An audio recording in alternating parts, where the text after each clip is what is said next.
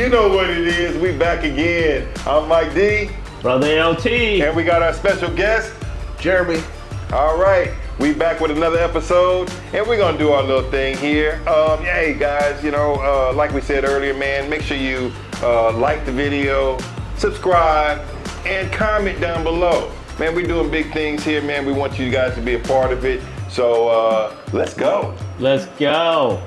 Our new thing is that we're talking to the common man, people we know, people we don't know. You just, everybody wants to talk to people that are stars and all this and that. We want to talk to people that's on our level. We want to talk to people that understand where we come from and their stories and the things that they do.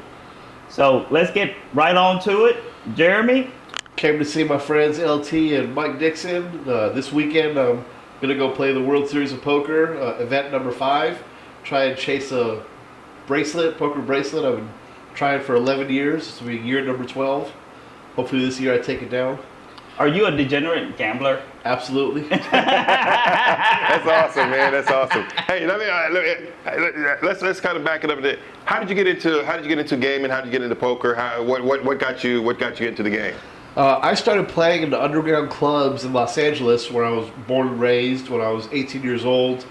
And from there, I learned from the degenerate gamblers themselves. All right. And I just, took a liking to it. Took a couple real bad beats early in my career. And then I ended up working in Vegas for a while. And, then when I moved to Texas and started working for LT, he gave me the opportunity to go chase my first bracelet.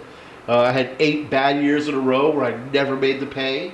And in 2019, I finally, first time ever made the pay. Came in. So I'm sorry to interrupt you, but what does make the pay mean? Well, so let's just say they have 2,000 people. At a certain point, they start paying out. So in the first tournament, there was 1,400 people. Top 120 started getting the pay. So that one, the bottom pay was 1,000, and I ended up 2,100 is what I made for that year. Okay. And I came in 35th, so 35 places away from the bracelet and 270 grand. God dang! So Can't get mad at 270 grand. You went 8 years without placing. Without placing. Without winning. To the point where I started playing and literally got knocked out an hour into playing. I mean, I had some really, really rough years. Definitely some hard lessons learned. So now I definitely, very well versed and understand the game, but there is luck. I do have to get lucky. So let me ask you this question. Tell us about your worst bad beat. Well, the worst bad beat wasn't at a tournament. The worst bad beat was a cash game that when I turned 18, I decided that I was going to go full pro, and I moved from LA to Fort Worth where I had a family member. And I lived with them, and I was driving up to WinStar. This was, back in '99, and I was like, man, I could do this. I could make a living only playing poker. I did great for about 8 months in a row. And, great is what? I mean, I was making $4,000 or $5,000 a month. I mean, able to pay my bills. Winning at poker.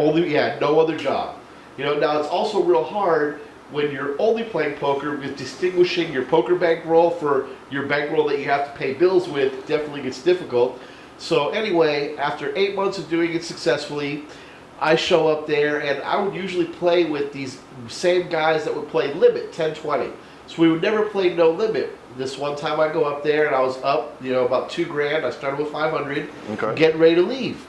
Packing up my chips, tell the pit boss, hey, cash me out.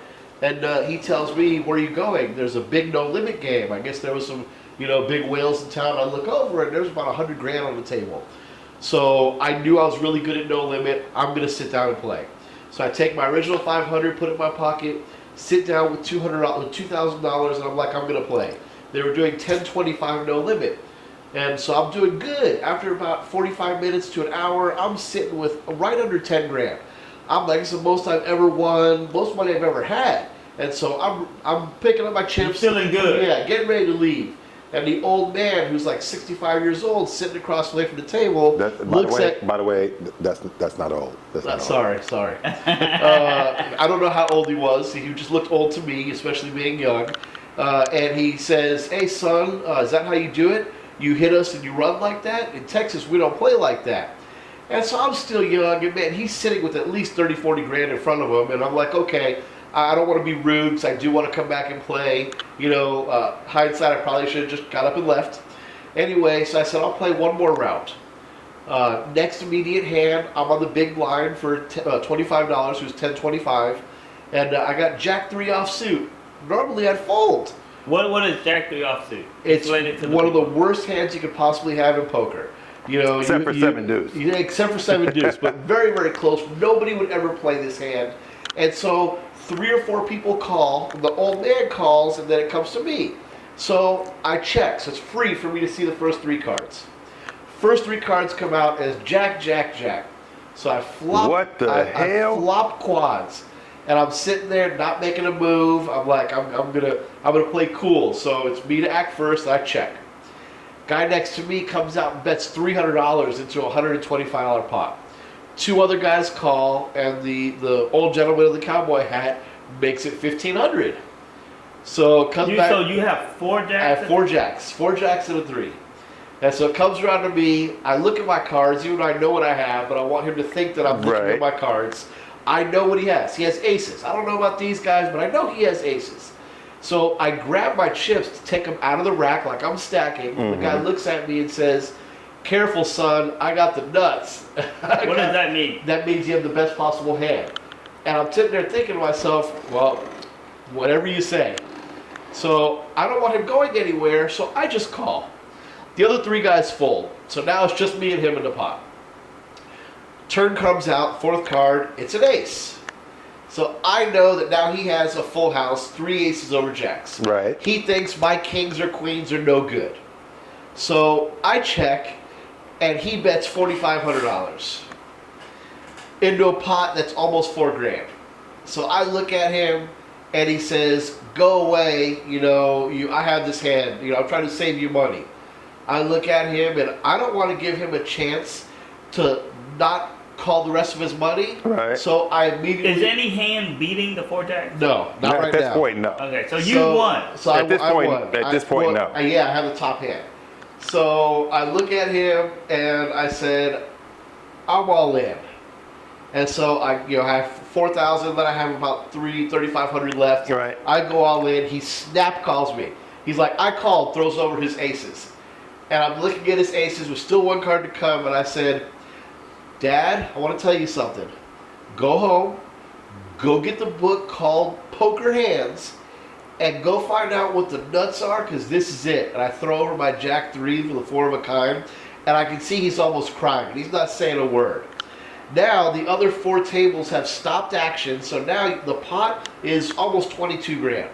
The other 2 tables have stopped action. We now have a gathered people behind us, and I look at the dealer, and I get a really bad feeling as she burns one and throws over the last remaining ace. Oh my God! So now he has 4 aces over my 4 jacks, and I'm Oh lose. my God! So 4 aces? 4 aces. He had 2 in his hand, and it went runner, runner, ace, ace. Oh my God!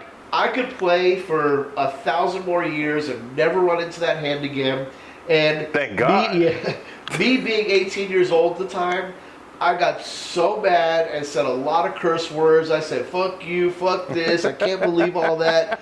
And if it would have happened to me today, I would walk over to him and shake his hand and say, "Nice hand, sir," and walk away. But I was really, really upset. Even though I still have my original $500, it really pissed me off. But that's And then, 22 plus grand. And that retired me from poker for 10 years. I didn't play another hand. Wow. Yeah, I didn't go. When I was in Vegas, I didn't play poker. I went to shooting dice.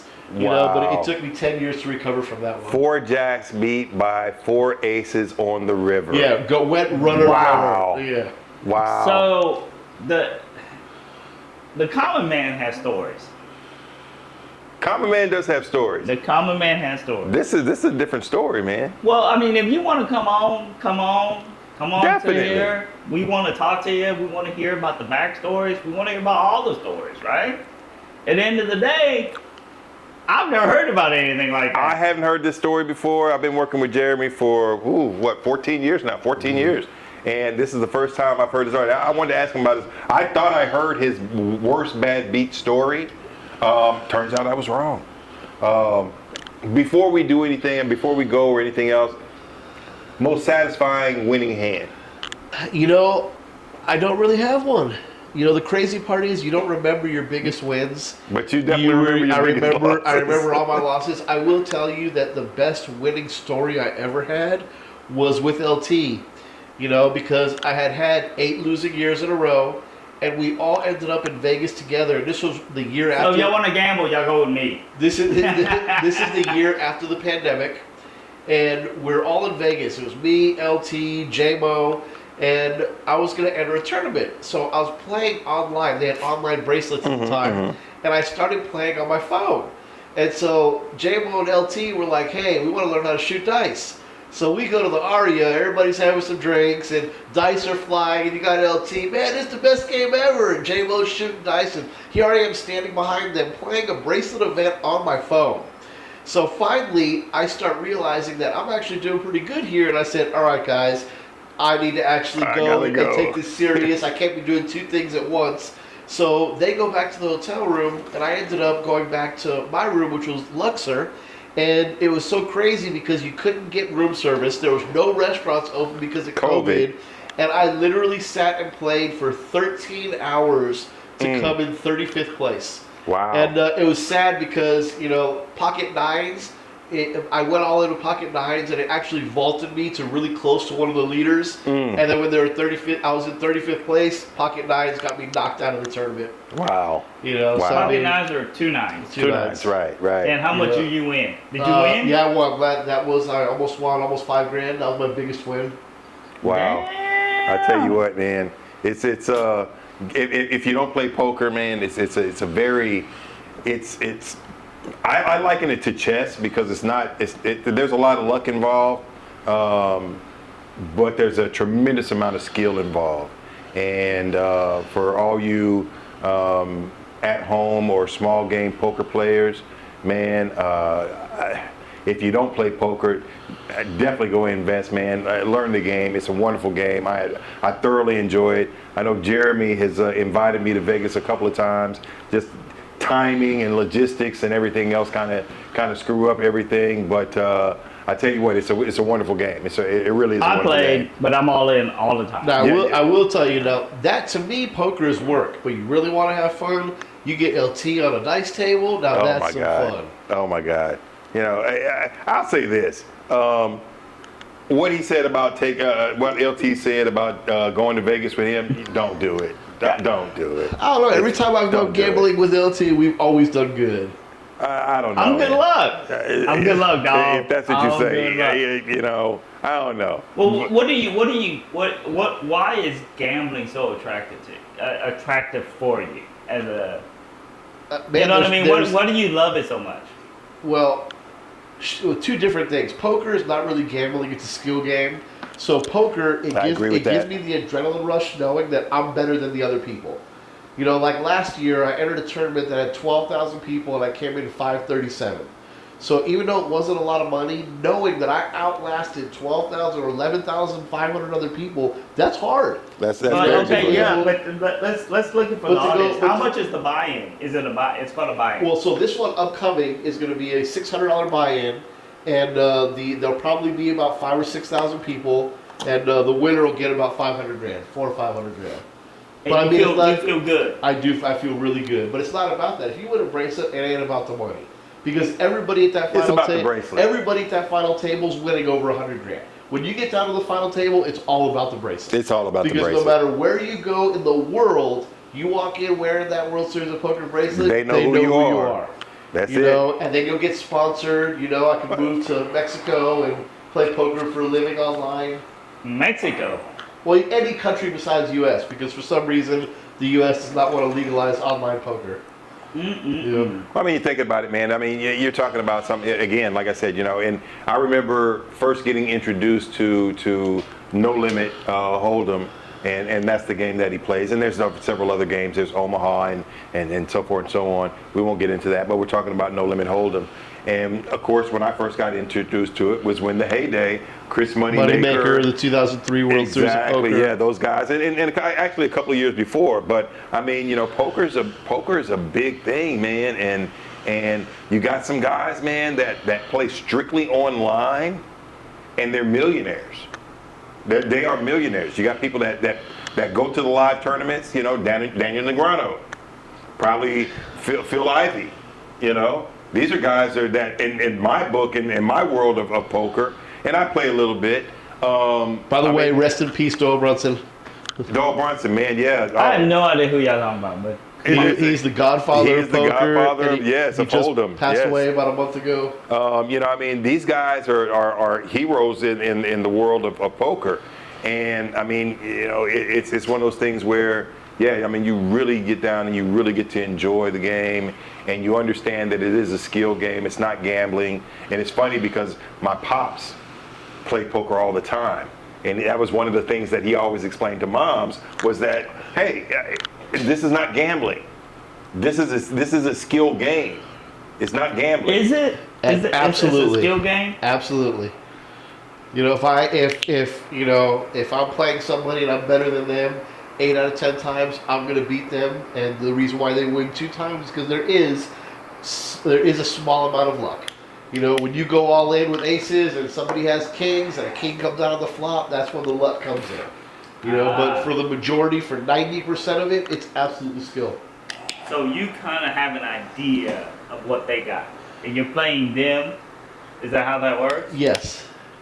Now, now, and I know this is a hypothetical, but and knowing how good, and we're getting in particulars now, knowing how good Daniel Negreanu is, do you think you could sit at a table with Daniel Negreanu and beat him? I know that I could sit at a table with any pro. With Daniel Negreanu? Yes. That can call out your hand at any given moment? Yes, I could play at the same table as him. Could you beat him? I say it would probably go 50-50 because he's pretty good. I love he's the more than confidence. pretty good. Well, He's I mean, I good. love the confidence, right? Yeah, no, you gotta the love it. confidence. You gotta love it. He's been doing it for 10, 12 years now. Yeah.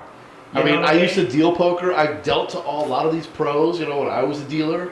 Okay. You know, so I mean, So you met these guys. I have met these guys. That's You know, amazing. so I mean, man. and you know, one step better than that, I have been playing for so long, and I'm have no life. So when I'm at home and I'm doing nothing, I sit there and watch old reruns of High Stakes Poker Game Show Network. Yeah. Of Poker watch After it. Dark. Yes. You know, so I mean, I literally have seen every episode of every poker TV show.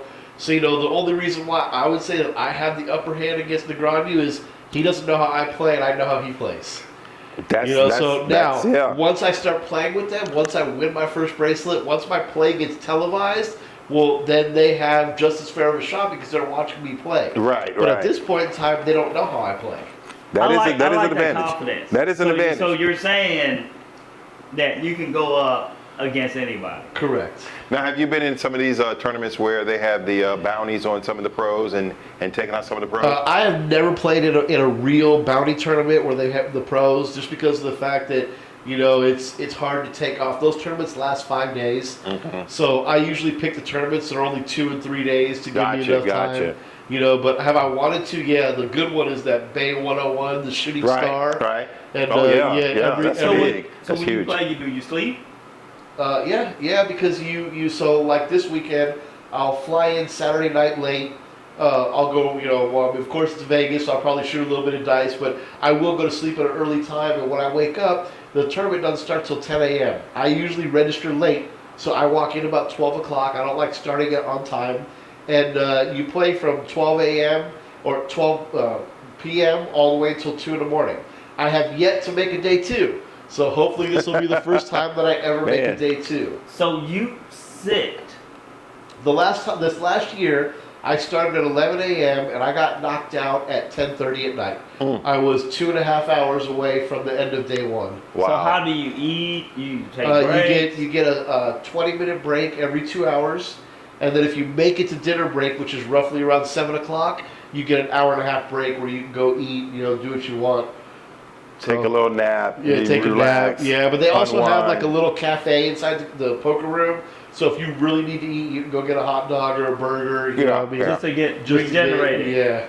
But I mean, you have That's a lifestyle. You have so That's much. a lifestyle. You have so much adrenaline pumping through you. The last thing you're thinking about is food. Yeah. You know what I mean? It's you're focused. What about your girl? How's your girl feel about it? She gets real nervous when we start getting close to the pay. Shout out to Yvonne. Iran. She this last time was her first time ever watching me, and so she's standing out there and she saw me go all in and take a big dip in chips, and I looked over at her and she's like, "It's okay, calm down. You're gonna be all right." You need that. You need that emotional support like that. And the crazy part is when it got real late at night, right when we made the pay, I looked over and you saw her with all the other wives and girlfriends, and they were just one by one. Somebody would get knocked out, and they'd do some consoling. Okay, it's okay. And it was nice because every single break, she would meet me at the break area and she'd be like, "How did this?" Because I don't play a tournament looking for the win. I play one table. They put me at that table. I just want to beat that table. Right. So I play break to break. So I play for What does that mean? So I'll sit and play, and then when I play to the break, and then I'm just trying to make it to the next 20-minute break. And then when I take a break, I'll catch up with Yvonne. We'll go outside. I'll sit there and we'll talk. She'll say, "How did this last 2 hours go?" I'll say, "I did better," or "I didn't do so good." Because if all you're looking at is to make the final table, it ain't ever going to happen. Right. Because you have so many people. I just want to beat my table. If I can beat my table, everything will be all right. One day at a time, one step at a time, one hand at a time. Good analogy for life. Yeah, oh, definitely. Man, I tell you what, man, this has been a very interesting topic.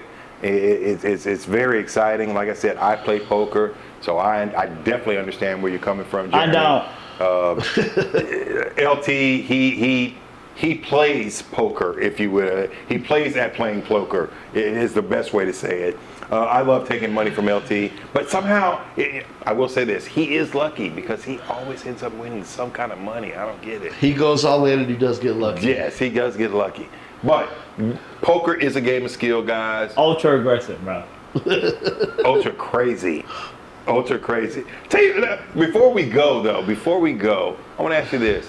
Because this is on a topic that we had talked about before. Talk about playing the different players. Do you play your cards or do you play your hand? Or excuse me, do you play your hand or do you play your players? So I will tell you this: I play or everything. Combination of both. Not only do I play the players, but I'm a big believer in position. What does that mean? If you're sitting on the dealer button, for example, you are the last to act. That is the ultimate in position. Because if everybody checks, no matter what you have, you can throw out some chips, and 90% of the time, everybody's going to fold. So I absolutely will play position. So, the ultimate is if you get a good hand on the dealer button, because then not only are you playing position, but if you actually pick up somebody that does have a hand, you get to act last. You get to see or feel what they got. But I will tell you, for example, I already know, and I'm not trying to stereotype, but like when you're sitting at the table and you got the Asian player, you already know 95% of the time they're going to play super aggressive, they're going to bluff all the time, they're going to push all their money in. Do you play LT every time? Is that what it is? And another one is, and I want, because there are definitely some really, really good women poker players out there, but I'm always scared of a woman being at my table. And the reason why is because they are so ultra conservative and so ultra tight and they know that and they have that perception, so that even when they do put out a bluff, nobody's gonna call it. Right. So it's definitely unless you have the nuts. And so you're saying I should play like a woman. No. I don't say that. Don't be offended by that. But it's you can definitely, I can definitely sit down and within the first 5 minutes, you can tell just by how somebody checks their cards. You will notice that I never check my cards until it's my turn to act. And so because that's what pros do. Right. And so because you don't want to look at your cards and then start breathing deeply, getting your chips ready. So what I do is I look at everybody at the table. And if I see somebody checking their cards, as soon as they get them, I know they're not a very good player. Just because anybody who's really good, they're not going to check their cards until it's their turn to act. Well, let me ask you this question then. So it's what we call tails. Is that what that is? Somewhat. So and I will give you more of a tell would be how much somebody bets. If every single time when somebody has a good hand, they bet half the pot or they bet a third of the pot, and every time they have a really bad hand, they bet all their money, that's a big tell. You know what I mean? And that goes back to all the way, you know, back when the movie Rounders came out. If somebody bets a lot, they're usually weak. Right. If somebody bets nothing, they're really, really strong. So I mean, I usually keep my bets staggered. I don't for no rhyme or reason. I don't bet a certain way every single time. Try to watch yourself. So I like let me that. ask you this question, and this is I like that. Yeah, this is a really good conversation. I'm really enjoying this. We definitely going to bring on more guests in the future because it definitely brings a different dynamic. Let me ask you this. So a player like myself. You suck. No, I don't really. No, I don't. But my game is, and I will tell you this, the way that I Do you play like you cook? See, there's a reason why we don't like him. It really is a reason why we don't like him. But at any rate, a player like myself, I will mix it up. Sometimes I will look at my cards as soon as they're dealt out. Sometimes I'll look at my cards and I'll wait until I'm actually making it's time for me to make the play on it, make the bet, everything else. Sometimes I'll look at it throughout as everybody else is looking and so forth and so on. So I always try to mix up my game. Same thing with my betting.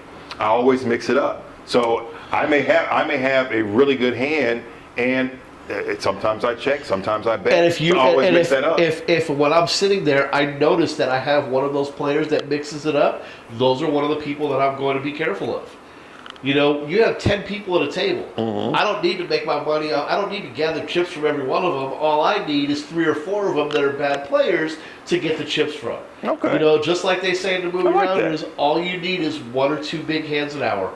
Damn. You know, you don't have to play a bunch of hands. I'm sorry to interrupt. No, you. you're good. Go ahead. I have no idea what they're talking about. But hey, I'm learning.